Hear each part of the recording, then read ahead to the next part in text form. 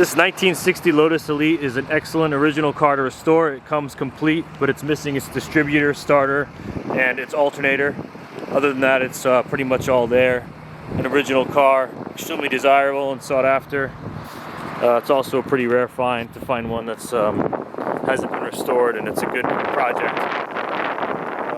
Pretty much intact, and it's all there for the most part. Again, just the alternator, distributor, and starter are missing from the car, but you got all the parts in there to complete the restoration.